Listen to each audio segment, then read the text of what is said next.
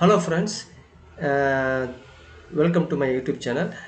இன்றைக்கி நம்ம ஒரு ஸ்டாக் பார்க்க போகிறோம். அந்த ஸ்டாக் பேர் வந்து ஆர்விஎன்எல்.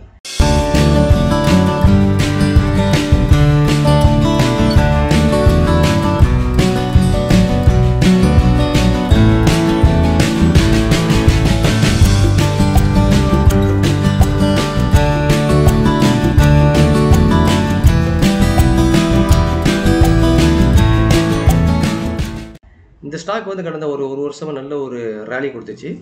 இப்போ இந்த ஸ்டாக்கை பற்றி நான் வந்து ஒரு ஃபண்டமெண்டல் அனாலிசிஸ் இப்போ இந்த வீடியோவில் நம்ம ஃபுல்லாக நான் பண்ண போகிறேன். இந்த வீடியோ உங்களுக்கு பெரிய யூஸ்ஃபுல்லாக இருக்கும் and you will get the knowledge. Okay, இந்த ஸ்டாக் வந்து நல்ல ரேலி கொடுத்துச்சு. இப்போ எப்படி பை பொசிஷன் இருக்கா அல்லது செல் பொசிஷன் இருக்கா, இதனுடைய வேல்யூஷன் என்ன அப்படின்ட்டு ஸ்டாக்குடைய ஃபண்டமெண்டல் இந்த வீடியோ ஃபுல்லாக பார்க்க போகிறோம். இந்த வீடியோ வந்து பை அண்ட் செல் ரெக்கமெண்டேஷன் கிடையாது. Please take your own decision after you consult your finance advisor. Okay, இந்த ஸ்டாக்கு கடந்த ஒரு வருஷத்தில் வந்து 349% ரிட்டர்ன் கொடுத்துருக்குது. ஒன் மந்த்து செக் பண்ணோம்னா கடந்த ஒரு மாதத்தில் 59% ரிட்டர்ன் கொடுத்துருக்குது. ஓகேயா? இப்போ என்கிட்ட கேட்டிங்கன்னா இந்த ஸ்டாக்கு நல்ல ராலியாக இருக்கா, இப்போ நம்ம வந்து பை பண்ணலாமான்னு, எப்படி ஒர்த்து இன்வெஸ்ட் அப்படின்னு கேட்டிங்கன்னா, ஸோ நான் வந்து கிட்டத்தட்ட இதுக்கு ஆன்சராக நான் ஒரு 6 பாயிண்ட் நான் வந்து உங்களுக்கு சுட்டி காட்டுறேன்.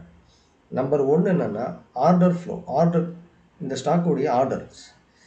இப்போது இவங்களுடைய நம்ம மேனேஜ்மெண்ட் நம்ம கேட்டோம்னா இந்த ஸ்டாக் வந்து அவங்க என்ன சொல்கிறாங்கன்னா, விஷால் பரிவாங்க கேட்குறாரு. ஸோ பேசிக்கலி இந்த INR 85,000 odd crores order is தேர்.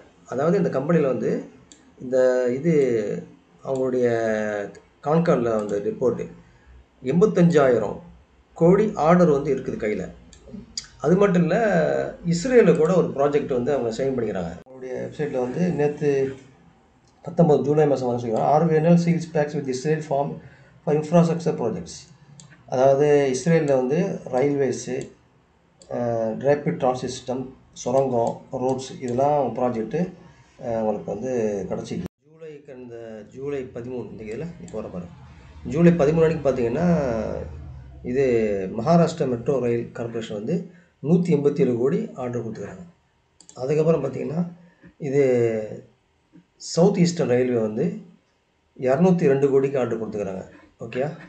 அதுக்கப்புறம் வந்து சென்ட்ரல் ரயில்வே அவங்க என்ன கொடுக்குறாங்கன்னா 132 கோடி. அதுக்கப்புறம் கிர்கிஸ்தானில் வந்து ஒரு டீலு போட்டுக்கிறாங்க 18,000 கோடிக்கு.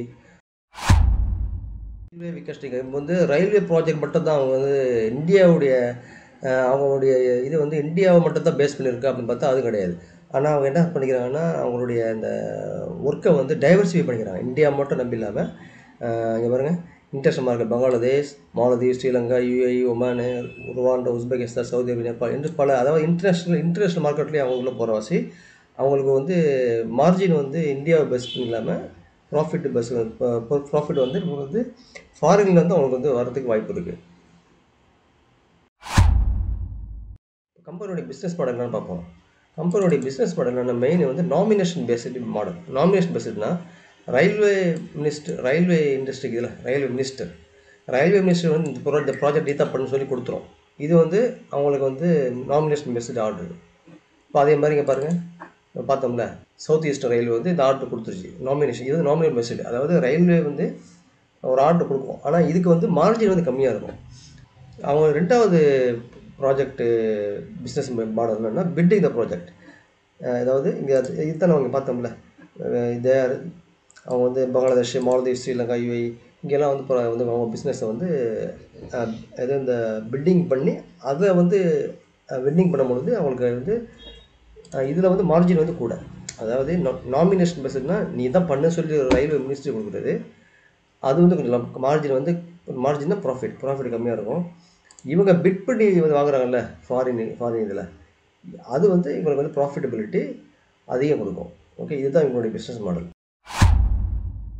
ரொம்ப முக்கியமான டாபிக் வந்துடும் வேல்யூவேஷன். வந்து ஆர்விஎன்எல் சார் நான் வந்து ஸ்க்ரீனில் ஓப்பன் பண்ணிக்கிறேன். இப்போது இது வந்து ஆக்சுவலாக இது வந்து இன்ஃப்ராஸ்ட்ரக்சர் தானே, ரயில்வே இன்ஃப்ராஸ்ட்ரக்சரு, ரோடு பண்ணுறதுனால இது இன்ஃப்ராஸ்ட்ரக்சரில் தான் இந்த கம்பெனி வருது. இந்த ரயில் விகாஸ் பார்த்தீங்கன்னா வந்து இப்போ கரண்ட் ப்ரைஸ் 613, PE ரேஷியோ வந்து 87, இண்டஸ்ட்ரி பிஏ பாருங்களேன் 24/19. அதாவது இந்த ஃபீல்ட் இந்த இன்ஃப்ராஸ்ட்ரக்சர் கன்ஸ்ட்ரக்ஷன் ஃபீல்டு வந்து செக்டர் பிஏ வந்து 24/12. ஆனால் ஸ்டாக்கோட ப்ரைஸ் வந்து 87 இருக்குது. அதாவது செக்டர் பிஏ விட ரொம்ப பயங்கர ஹை வேல்யூஷன் இருக்குது இந்த ஸ்டாக் போய்ட்டுருக்கு. ஓகேயா? பிஜி ரேஷியோவும் கூட, பிஜி ரேஷியோவும் 1க்கு கீழே தான் அண்டர் வேல்யூ. இப்போ அதுவும் 4.8 இருக்குது. அப்புறம் அடுத்தது வந்து இதனுடைய ஓகே, இப்போ நம்ம வந்து ஸ்டாக் சிம்பிளாக சொல்கிறதா இருந்தால் இதனுடைய ப்ரொமோட் ஹோல்டிங்கு ஓகே, டெப்ட்டு இல்லை, கடன் வந்து கம்மி, 1க்கு கீழே இருக்குது, ஆப்ரேட்டிங் மார்ஜின், ஆர்ஓஇ ஆர்ஓசி எல்லாம் ஓகே தான். பட்டு வேல்யூவேஷன் வந்து நம்ம வந்து இப்போ கரெக்டான வேல்யூவேஷன் வந்து என்ன கரெக்டாக வந்து 87.2 இருக்குல்ல. சரி, ஓகே, இதனுடைய இயர்னிங்ஸ் க்ரோத் பார்ப்போம். இதனுடைய இயர்னிங் க்ரோத் வந்து டிடிஎம் ட்ரைலிங் 12 month வந்து 15%, 3 years 16%. So we have to see the median P. இப்போ வந்து ஸ்டாக்கோட ப்ரைஸ் வந்து 626 இருக்குது. இப்போ நான் ரெக்கார்ட் பண்ணக்கூடிய டேட்டில் இதனுடைய பி ரேஷியோ பார்த்தீங்கன்னா ஓகே, இப்போ நம்ம வந்து கரெக்டான பி எந்த இடத்துல வாங்கினாக்கா பெஸ்ட்டுங்க நீங்கள் என்ன கேட்டிங்கன்னா 5 years வச்சாக்கா 3 years வச்சாக்கா வச்சிங்களேன் 11.4 வருது. 1 year வச்சாக்கா 35.4 வருது. இப்போ பாருங்கள், 1 year பி வந்து 35.4, 3 year பி வந்து 11.4. ஸோ அவரேஜ் பி எவ்வளோது? அதாவது நான் சொல்கிறது இந்த பி இல்லை, மீடியன் பி. இதுதான் இதை தான் செக் பண்ணினேன். 35.4, 35.4. 3 year பி வந்து 3 year மீடியன் பி எவ்வளோ இருக்குன்னா 11.4 இருக்குது. 11.4. ஸோ இதனுடைய அவரேஜ் பி வந்து 23.5 தான் இருக்குது. ஸோ அப்படிங்கும் பொழுது இந்த ஸ்டாக் வந்து நல்ல ரேலி ஆகிடுச்சு.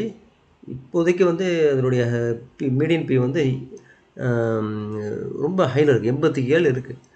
ஸோ இப்போ இதில் நீங்கள் வந்து லாங் டேர்முக்கு வந்து இன்வெஸ்ட் பண்ணுறது வந்து இதில் வந்து இப்போதைக்கு உத்தேசம் கிடையாது. ஏன்னா இது வந்து ஹை வேல்யூஷன் இருக்குது. ஏன்னா ஸ்டாக்கு வந்து பாருங்கன்னா நல்லா ஏறிடுச்சு. ஸ்டாக் வந்து எனி டைம் கேன் கரெக்ட். இப்போ நம்ம ஆர்விஎன் ஷேர் வந்து டெக்னிக்கல் பார்க்கலாம். இந்த இடத்துல இந்த ஒரு லெவல் இருக்குல்ல, இந்த லெவலு அல்லது இந்த லெவல், இந்த லெவலுக்கு வந்தாக்கா நம்ம வந்து இன்வெஸ்ட்மெண்ட் பண்ணலாம், அல்லது எஸ்ஐபி மூலமாக இந்த ஸ்டாக்கில் கிளிக் பண்ணலாம். ஏன்னா ஃபண்டமெண்டலாக ஸ்ட்ராங்காக தான் இருக்குது. வேல்யூவேஷன் தான் கொஞ்சம் ஹையாக இருக்குது. இதில் இப்போதைக்கு பண்ணக்கூடியது இல்லை. இது என்னுடைய பை அண்ட் செல் ரெக்கமெண்டேஷன் கிடையாது. இது என்னுடைய அனாலிஸாக உங்களுக்கு ஷேர் பண்ணுறேன். என்னுடைய யூடியூப் சேனலுக்கு சப்ஸ்கிரைப் பண்ணுங்கள். டெசிஷன் வந்து உங்கள் ஃபைனான்ஷியல் செக் பண்ணிவிட்டு கன்சல்ட் பண்ணிவிட்டு டெசிஷன் எடுங்க. தேங்க்யூ.